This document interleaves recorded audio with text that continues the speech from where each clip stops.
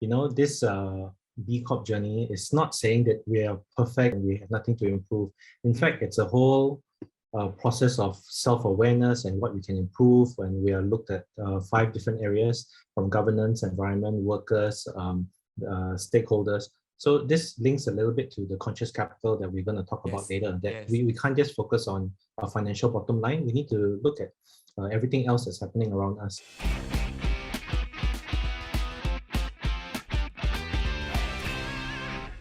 Right People Renewable Energy, also known as RPRE, is headquartered in Singapore with Indonesia as its primary target market. RPRE focuses on helping commercial and industrial clients switch from expensive and dirty fossil fuels to clean renewable energy, typically solar and battery storage. RPRE is the only certified B Corp providing renewable energy solutions in Southeast Asia. They're also a registered social enterprise in Singapore, believing in inclusive hiring, and have hired persons with disabilities in their team. The founder and CEO of RPRE, Robin Pho, is a part of a second-generation family business, the Right People group of companies. Robin left banking to join the family business in 2008 and has worked in the family business since then. Unfortunately, his father passed away from cancer in 2014, and this was the same time that the oil and gas industry suffered a severe recession. Robin saw it as an opportunity to transform the business and founded RPRE, which was driven by the focus on the triple bottom line of people, planet, profit, a business philosophy known as conscious capitalism. Epic Nation invites founder and Chief Executive Officer of RPRE, Robin Pho, together with Chief Operating Officer, LJ, to share more about the environmental and social work and growing a company with a strong corporate purpose. Hi, welcome to the show, Robin and LJ. Hi, thanks for having us, Eric. So, Robin and LJ, thanks so much for joining us for the chat today. May I know what is the Right People Renewable Energy and what really inspired the beginning of this business? Sure. So thanks, Eric, for having us today. It's really a privilege and an honor. RPRE stands for Right People Renewable Energy, and we help clients switch from dirty fossil fuels to clean renewable energy. But I think the backstory behind this is really that we wanted to go back to the country that we're familiar with, Indonesia, where my parents were born, where my grandmother was born, and actually help the local community. While I'm not an electrician, I'm not an engineer, I understood the market well and understood the challenges that it faced, and really tried to say, hey, how can we export Singapore's knowledge, talent, financing, and apply it to help our neighbor in Indonesia? So that's where RPRE was born. We've been quite lucky to actually win multiple awards through the short 3-4 years I've been operating. Nice. One, for example, is actually doing a solar and battery project for an eco resort called Ganga Island Resort and Spa in Manado, North Sulawesi. That's actually the largest solar and battery project for dive resort in the whole of Indonesia. So I thought that was a nice project to do. Unfortunately, right after that, COVID hit, and then all our pipeline in the tourism industry really dried up, and we really had to pivot and focus on others. I think agriculture, people need to be fed. That's still a space that we're looking at. A lot of these agriculture locations are still powered by diesel generators, and people have to get their food from somewhere, so we still can support these industries. But now we're even looking at the cross-border solar projects as well. Yeah.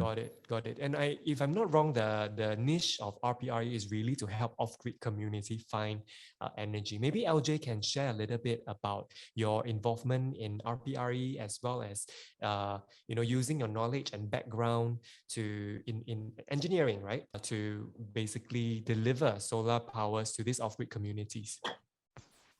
Hi, Eric. I had a double degree in environmental engineering and commerce from University of Melbourne, Australia. But actually, I was very far from the solar field. Okay. I started my career in water and wastewater treatment industry, and slowly moved into engineering consultancy in energy and resources industry.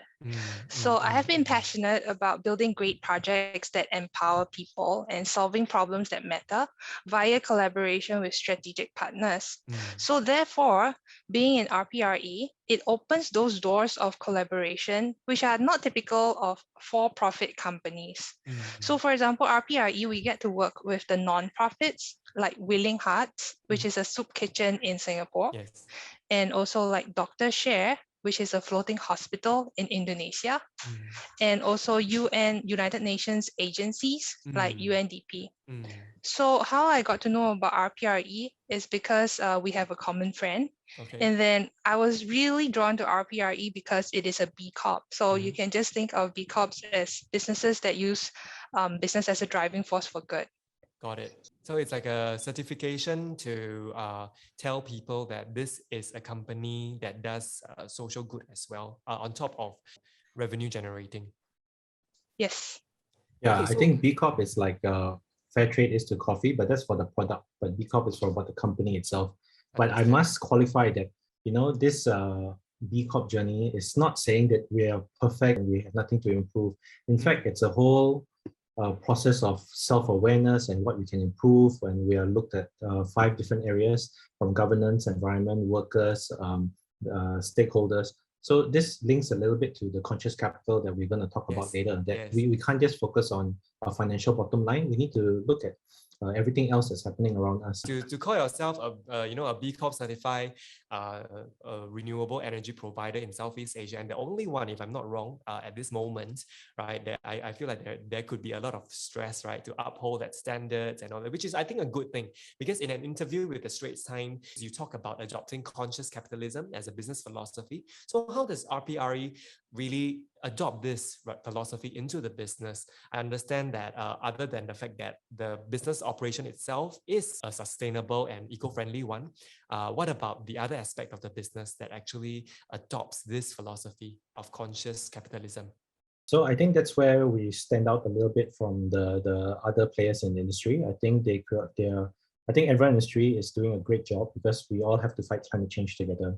But perhaps they are also more strong in the technical and engineering point of view, whereas perhaps we're a lot more holistic.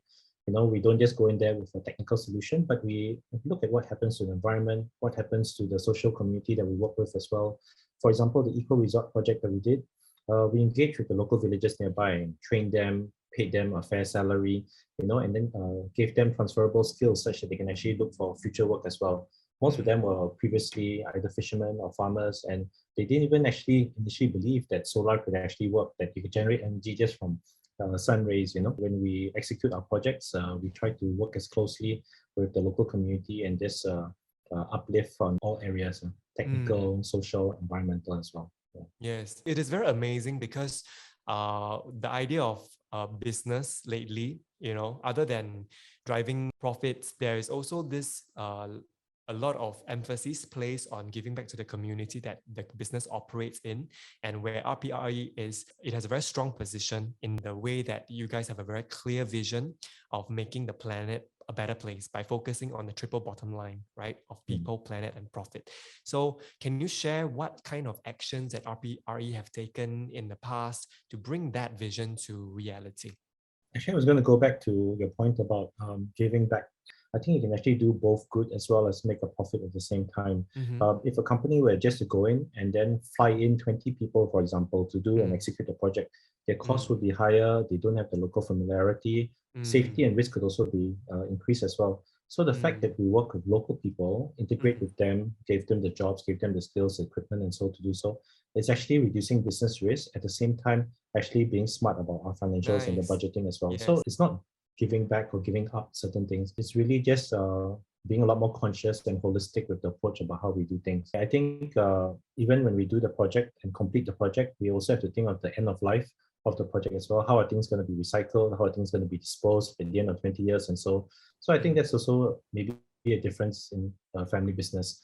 Our name and reputation is very important. Essentially, whether it's 5 years, 10 years later, people will remember, who built the system, and you want to stand by it. Really about making sure that your business operations make sense from a financial perspective, as well as not neglecting the whole longevity of how this project may have an impact on the environment itself.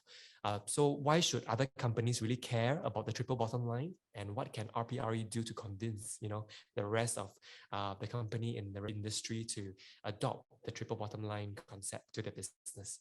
So I think when we look at the challenges and problems that we face in society and business, a lot of times we just look at cost, but then we don't look at natural capital, we don't look at environmental impact, If you don't look at carbon emissions, going forward more and more, we are pricing these and incorporating these metrics into our evaluation. And I think it's super essential to either look at ESG or people, planet, profit, depending on what lens you use.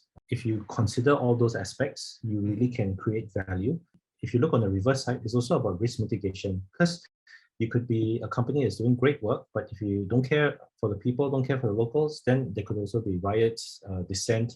Your equipment could get stolen after you install. It disappears after 3 months and 6 months. So I think it's important to just consider everything holistically. And So it's a very strong business case, right? Yes, that's right. Not just for publicity and all that. Because if you really put in conscious effort to understand how the business operations can integrate sustainability into it, then there's a lot of business opportunities, right, from where you're coming from RPRE. How is the UN Sustainable Development Goals affecting maybe RPRE's choice or business direction in serving off-grid communities in developing areas? And also, why is it a good idea to HQ the company in Singapore? So with regards to the UN side of things, so at those conferences, it's mainly drafting policies. So it's not really about how a business would have to conduct itself. It's not at that level. It's at the national level, what kind of policies they should have in place, what kind of NDCs, the nationally determined numbers that we want to achieve. Yeah. So back to company-wise, then it would be more about all the companies as per the UN Compact, United Nations Global Compact, which is like a group of corporates trying to do good, are advocating for the SDGs. So for our business RPRE, we will focus on SDG number 7, which is about providing clean and renewable energy. The different companies should operate such that it will help the nations achieve their NDCs. Maybe I also like to just highlight, the reason why we were very pleased when LJ applied to join us was actually her passion in just volunteering, getting involved with all the nonprofits. So even though she has a very strong technical background with project management certification and all that, I think it's really about having the heart in the right place. Right. So our name RPRE is Right People Renewable Energy. And we want to hire the right people, retain the right people, work with the right people. And we're happy to actually have her on board. In fact, she was even willing to move to Indonesia to be based there to work even during COVID times. Of course, she asked to be based in Bali first. I said, hey, maybe Bali's not the first place to go to. Maybe Jakarta or Batam would be a better place. But I think that shows her commitment to the cause. Nice. So having heart in the right place is actually very important in a business that's also very people-centric.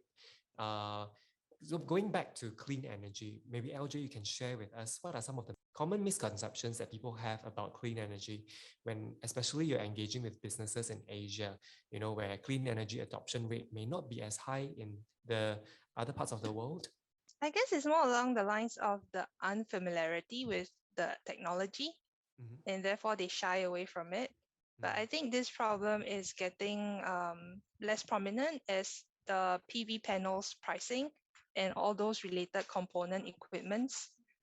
The pricing has been going down and therefore a lot more affordable. So if we present the right statistics to show the clients, then they will definitely see that for each cost of generation, the cost per kilowatt hour, the generation cost, it will be lower than if you were to continue using fossilized fuels.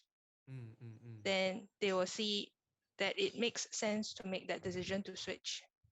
Got it. And you can make the concept of renewable and clean energy more relatable to the public. May I know what kind of ways that RPRE can do to have that kind of education and awareness for the wider audience? Maybe just to share in general that renewable energy is energy that is collected from renewable resources. So it means that those resources are naturally replenished on a human timescale. So most of these renewable energy sources are carbon free. This means that they do not emit any carbon dioxide when they generate the energy. So for example, solar, wind, and hydroelectric are carbon-free. So one misconception is nuclear. Nuclear is actually not considered renewable, although it is a carbon-free energy source because unlike coal and natural gas, it doesn't burn. So nuclear energy is not a renewable source because the nuclear fuel used actually does not regenerate itself during the human timescale.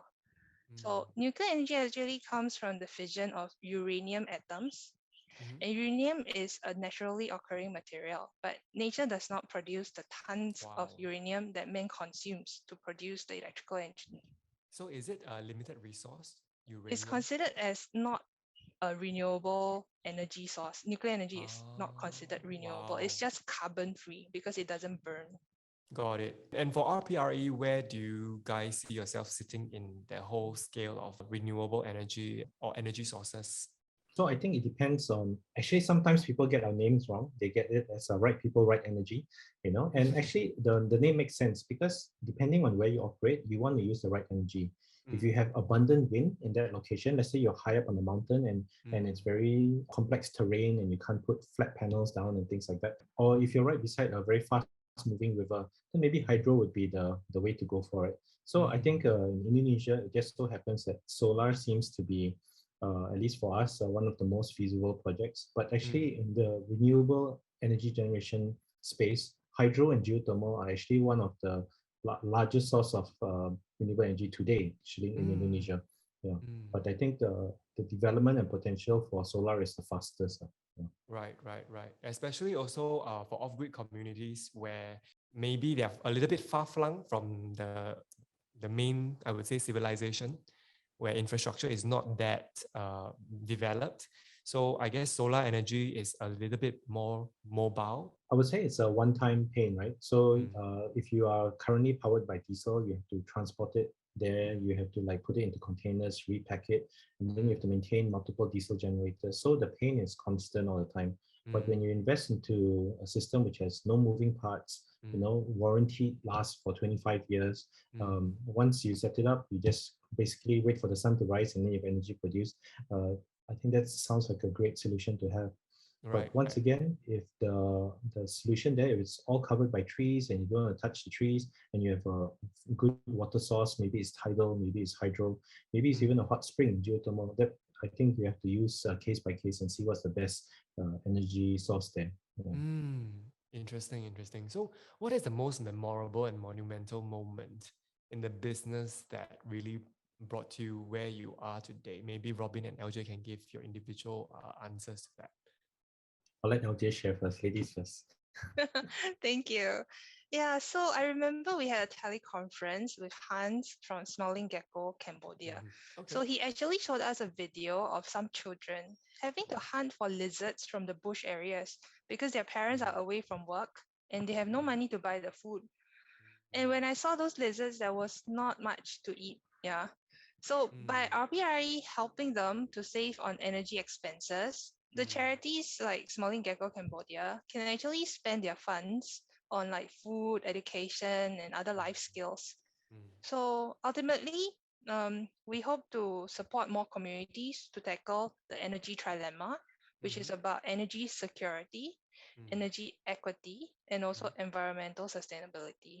Yeah, I was just gonna try and paraphrase what you just shared as well, because to the layperson, I think most people just want to save costs, right? So that's why they say, okay, let's go and get renewable energy. Cost is an important thing, but they start to realize that actually energy independence is also very important. Because during COVID, when logistic channels were shut down, then they realized, hey, I can't even buy my fuel if I wanted to. But if I had a solar system already there, I'm not handcuffed and I'm not constrained by what the transporters and logistic companies can supply. So that's where energy independence comes into play. And then after that, there's also about the quality of energy as well. Even though many locations in Indonesia or other places have energy from the grid, they may not always be consistent and stable. So you have multiple power failures a day and all that. And they start to realize as well, oh, I will have equipment damage, my aircon will get spoiled, my machine will get spoiled, maybe even safety incidents will take place. Imagine working on a sawmill and then the power suddenly cuts, accidents can take place. So there's an evolution of like saving money or saving energy, and then after becoming energy independent, and then after realizing that, oh, actually I want the source of power to be really good as well, because I don't want my equipment to get spoiled and don't want any injuries as well. So I think that's exactly what LJ was sharing about the trilemma. I would say there's been a lot of improvement in the financing space for renewable energy.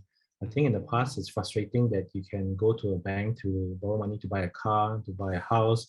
But on the other spectrum, even to buy artwork or a private jet, but when it comes to say, hey, I want to finance a solar system, it wasn't there yet.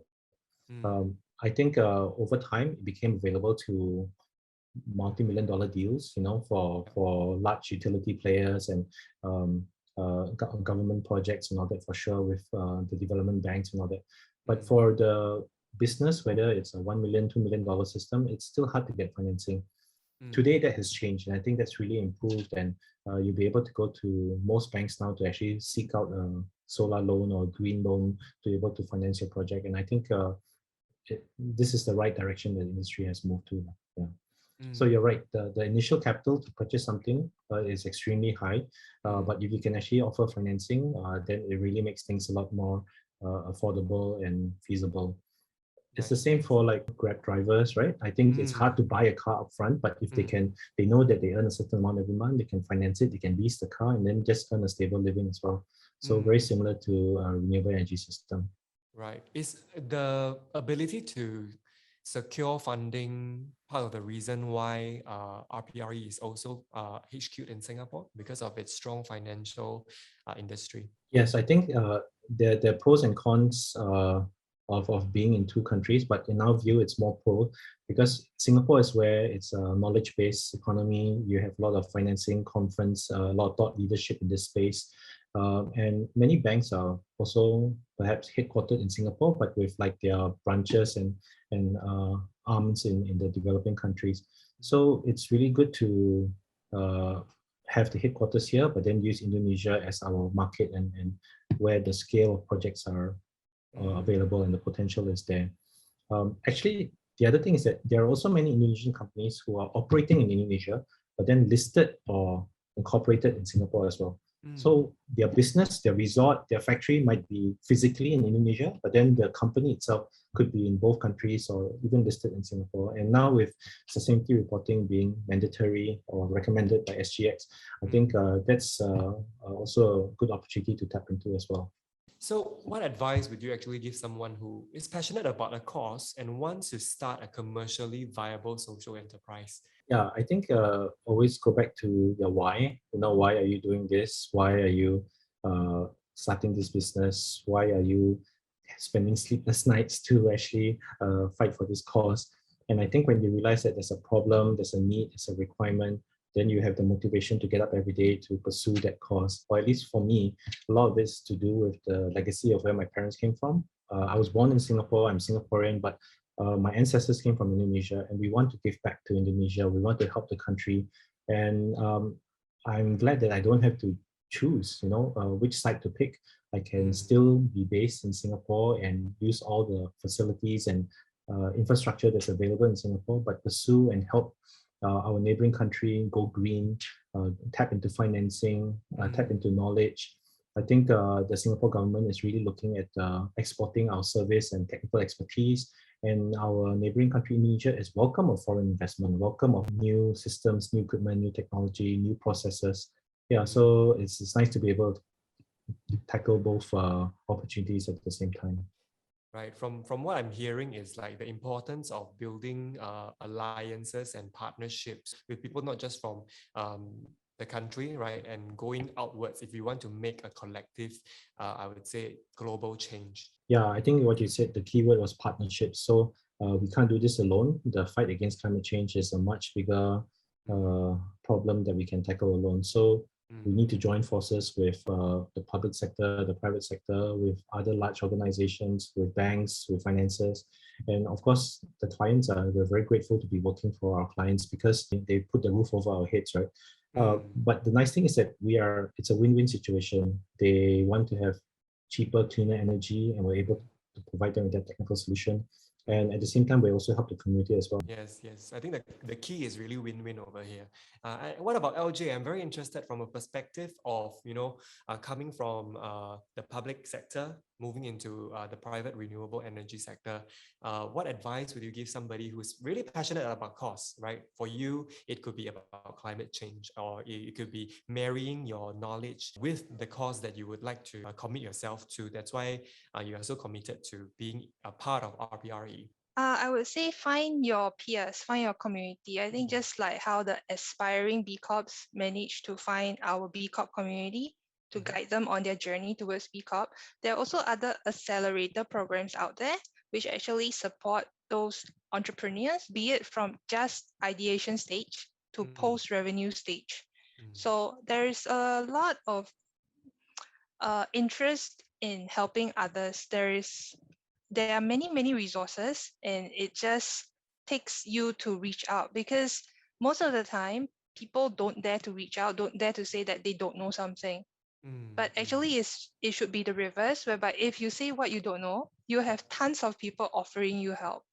So I like to share with the aspiring entrepreneurs that just speak up and you will be able to draw interest. Yeah. And engage, right, with people. Yeah. So as you talk about your story, as you talk about your motivations, other people get inspired by you as well. Yeah. Nice. Okay, for closing, since Robin has 2 young children, what do you think can be taught in school these days to inspire the next generation of conscious leaders? And why is it important? I think a lot has actually been done already, like from the values point of view, as well as just awareness. I like the fact that we have multiracial day, at a very young age, and we get them dressed up in the different costumes and everything. That's already a lesson of like just being inclusive, that we're all not a certain race or certain color, right? We need to be embracing everyone. Even personal disabilities, we have children books with children using wheelchairs, or people who are blind, and then we can actually use a different game to just engage them as well. So I think a lot of nice things are done already at the early age. But maybe coming to the energy point of view, I have a funny anecdote where I said, hey, isn't it great that Daddy has switched to electric vehicle and now there's zero emissions? You see, there's no smoke coming out of the car. Wow, okay. And then we were driving around, and then they said, but Daddy, we still need to save electricity, right? Then I was like, yeah, that's true. So I think it's really great. Children are very sharp in the sense that they observe things and they just give you as it is. Yeah, right? And they said, look at the battery level, like don't drive so fast, like save battery. Wow. So it's nice that they're so pure and so innocent about it, that they come home and then I turn on the light, they can turn off the light and say, hey, the sun is still up, turn off the light as well.